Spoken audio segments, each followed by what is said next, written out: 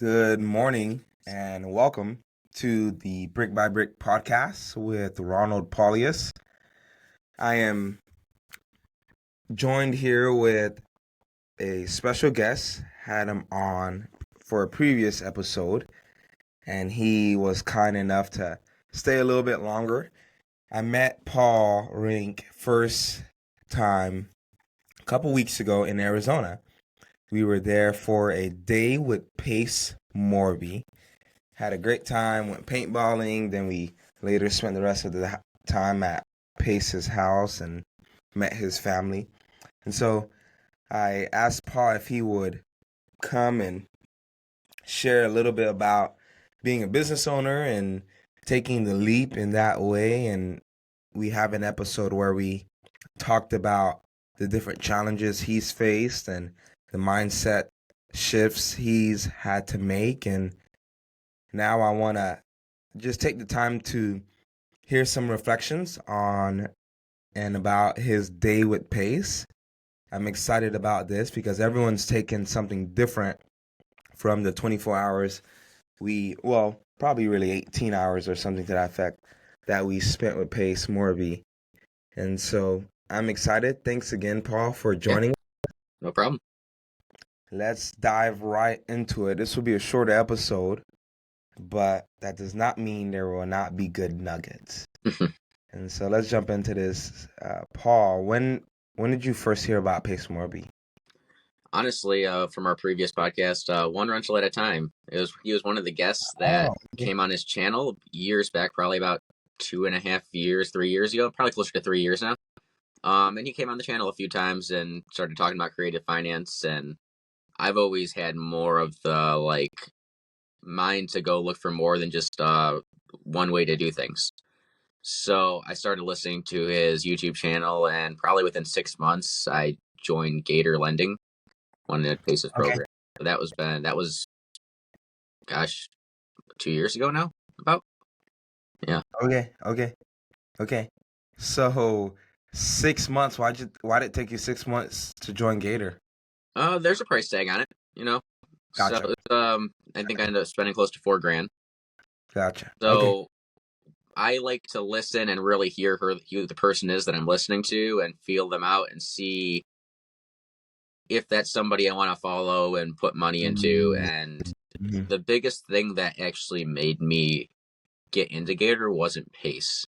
It was what he sold on community rather than him. Yeah. Yeah.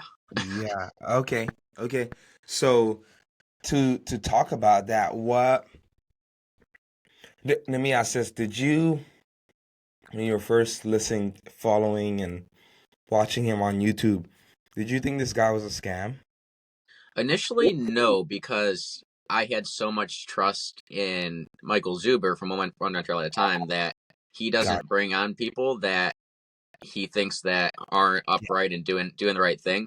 Gotcha. So he's very picky on the guests he brings on his channel. So I didn't think he was a scam, but that was the first time I really heard about creative finance and all these different things that you can do in real estate. And I was just like, huh, never heard about this before. Let me look into this a little bit more and see if this guy's above board. Yeah. So Okay. So you joined Gator. Why'd you take that route? so I've already lent a few times and borrowed private money, and Oh, at that point in my okay. journey, about 5.5 years into real estate, I actually closer to 6 years into real estate, I already have had the picture of I don't want to only own rentals. I want to be the bank as well. I want to have that side of the business Mm, coming in, the more passive side, which we could talk a little bit more about how that is and isn't passive. But I knew mm. that was my long term game. So I kind of just fast forwarded a little bit and got into it a little bit earlier in my career than I expected to. Okay, so is that your ultimate goal then? Being Um, a lender? I still want to have a portfolio, but I don't want this huge portfolio like Pace or some of these other big names that we see. Um, I actually am trying to niche down and have less properties but more doors. So, like a small apartment. Oh, I see what you're saying. Um, Gotcha. but I want to focus on my lending. And by starting in rentals, I was able to learn so many of the things that I need to look for when putting out a private money loan. because I've never technically Uh, flipped, but I've flipped properties into rentals multiple times. So I bought the foreclosures that I turned into a rental. gotcha. So Gotcha. Okay. Okay. I found out that during our daily pace, you have done a Morby method. yeah, And so some of my listeners are not aware of what a Morby method is. We're probably getting into the real nitty gritty here. yeah. But what's a Morby method? How was your experience with that? And yeah. So a lot of people sell the Morby method on a way to get into a deal with no money out of your pocket, which you Mm, can. The biggest thing is you have a seller that either has a lot of equity or owns the property outright, usually. And you're going to come in. The selling point is usually these sellers, you can't sell them on seller financing because they want too much money down. And if you mm, know seller financing, it's the property's owned outright or very little mortgage, and the seller's willing to sign over the deed to you and take a down payment from you and carry the rest of the mortgage for whatever your term you agree on. gotcha. Where a Morby comes into play is when the seller needs more money down, like his purchase price, what he's asking for is just too high, but and he also wants too much money down. He's like, take I'm willing to take some of my payments down the road, but he also wants a big chunk down. So you come in like as the buyer and take out first position debt with a bank. Like I took a DSCR loan out. And Oh, the okay. seller carries back in second position. So now he's going from the seller to now the bank in second position on this note for whatever term you agree with him on. That's I think the simplest way I could explain it. Yeah. Yeah. Okay. Okay.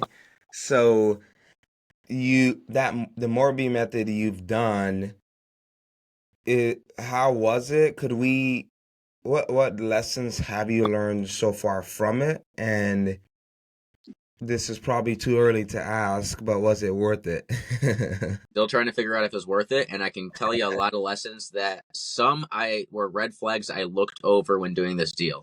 Mm, So a lot of people, and Pace is great and all, but he does shoot out. He and it's part of his advertising. Get into properties with no money down. You can do this with sub two mm, Morbies. If you are new and you're trying to do a Morby on your first deal and you have zero experience, I mm, truly believe you mm. should not do it, Yeah, yeah. because if you're getting into a property with no money out of your pocket, think about a real estate transaction. You not only have your purchase, what the bank's lending on, you have a down payment in a normal transaction, you have closing costs, and you have rehab, and you have holding costs. Yeah. If you are able to take out first position debt with the bank and get the seller to cover your down payment, your closing cost, your rehab, your holding costs to get it to rented or flipped, um, you can't flip it because you are in negative equity. So it has to make sense as a rental. What happens if it doesn't go to your projections and you have to sell that property? Good luck with that, because you have more debt on the property than it's worth. Yeah. So if you're a brand new person that's never bought a rental before and has no clue what they're doing, and even if I say no clue, I don't care if you've studied for 3 years. If you've never done a deal, you still really have no clue what you're doing. And it's not quite the strategy I believe new people should start in. Mm-hmm. Mm-hmm. Yeah, and I think Pace himself would agree with that, that is next level on Yeah. the creative financing strategies I because yeah, I've had 6 transactions and rentals before I did one of these, and I still oh screwed up plenty of times in this deal. yeah, wow. Yeah. Okay. So it's one of those. Yeah, okay.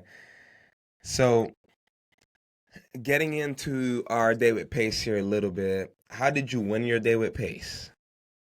So I bought a ticket to Squad Up and went to Squad Up, but it was a couple months before Squad Up when I was on one of his Zooms and my name got called. Actually, I wasn't even on that Zoom. One of my other buddies in the community was like, "Hey, you just want a day with Pace?" Oh, Yeah, nice.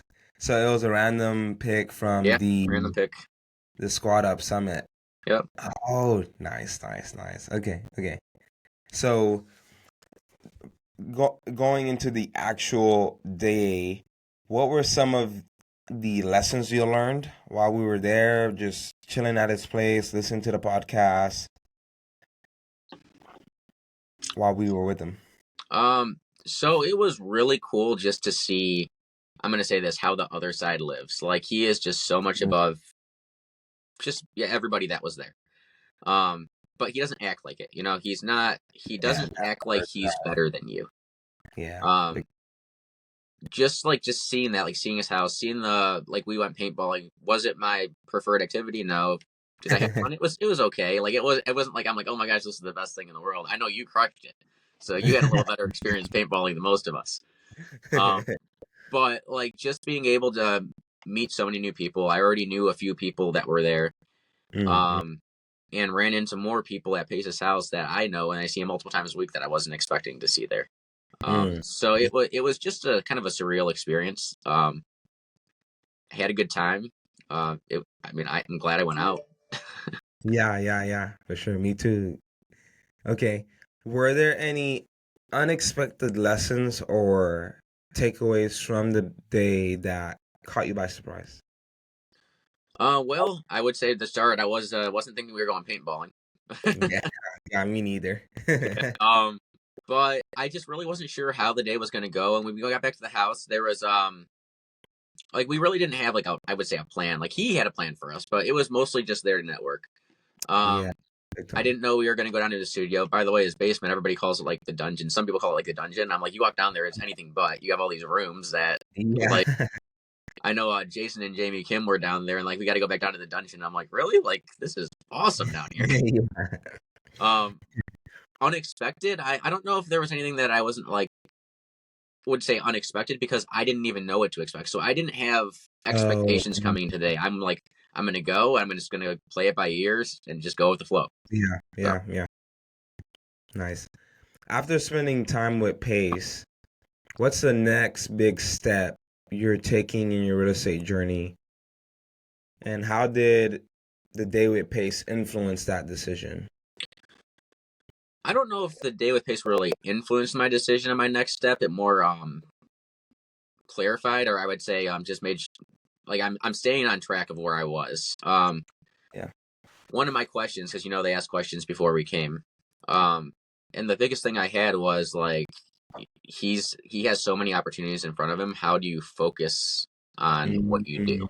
Mm, And that's where my problem is. I definitely have shiny object syndrome even now. So I mm, have a lot of different things that I'm doing, and I have to figure out what I'm letting go and what I'm keeping as far as where I'm focusing my time. So it just like I wouldn't say my anything changed from the day with Pace, but after talking to not just like Pace but other people about what I'm dealing with, it just like clarified that I guess I feel I'm going on the right path. Like, mm, let's mhm. focus on these two things rather than trying to spend time on five different things. Yeah, yeah, yeah, yeah. I think just highlight something you said from our last time together. You had mentioned you had that axe throwing business Yep. that you were bringing income in, but you just had to let go. And I think that the one thing that's extremely difficult to figure out is how to, like you said, there's so many opportunities, so many ways to make money, so many houses to buy, right? And how do you focus? And I think sometimes it's having that main thing, okay, I help families in pre-foreclosure. Now that doesn't mean I won't take an opportunity that comes my way if a tired landlord says, "Hey, I want to get rid of my rental portfolio," but I'm not going to exert my energy if this tired landlord I have to negotiate and they want ARV for after repair value. They want that max purchase price for their home that's not been renovated in 20 years, like if I'm going to divert off this path, it has to be something that just what they call a lap deal, meaning it just falls into your lap, it works, and it's the right thing as opposed to, well, now I got to put 20 hours to close this deal when my focus is on pre-foreclosures. Yeah. And so yeah, it's one of those things for even for me, the shiny object syndrome is real. And thankfully, I've had a partner that has helped me focus. But at the very beginning, I was doing for sale by owner on Zillow, and then I went to foreclosures a little bit, and then I thought about tired landlords and this, and that, and probate, and it just became this squirrel, Hmm. acorn. Yep. And so focusing, yeah, focusing. And so last question here. You're a sub two, so you're a Gator student. Are you in sub two? No, I'm just Gator Elite, and top tier. Oh, I didn't know you were a top tier. I don't advertise it because I don't TC a lot of deals. I actually only TC Morby method deals. Oh, wow. One of That's someone very that sub two and Gator has a TC team, and she pulls me on, and we just work on these deals together because I have the experience, but she also has a full running TC team, so I use all of her yeah. system and help her with the Wow.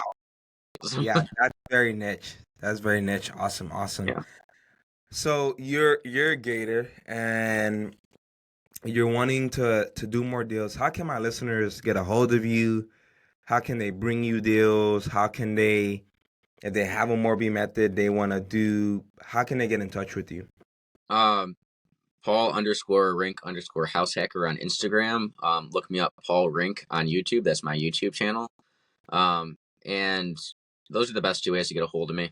You could also, I'll leave my phone number too, 440-458-2566. If you want to talk deals, I'm mainly only buying in Cleveland, and we can talk what my buy box is. And it's very small and tight right now. Okay. I'm acquiring one thing very slowly. So One rental and, at a time. if you do need help with Morby methods, give me a call. We've closed a few of those with our TC team, and I've closed my own personal one. And I will tell you, I will likely talk you out of doing the deal you're probably doing, because most people, after I run through what this really looks like, they realize it's not a deal anymore. Wow. Wow. And I think the benefit to that is if you have someone telling you not to do it and hear all the reasons why, and you combat that with, well, this is how I've mitigated the risk. This is how I've planned for that. This is how I've planned for that. And you still get to the end and you're comfortable. Yeah. That's amazing as opposed to someone that just saying, hey, yeah, do it. Great, great, great, great, great, just to get your business.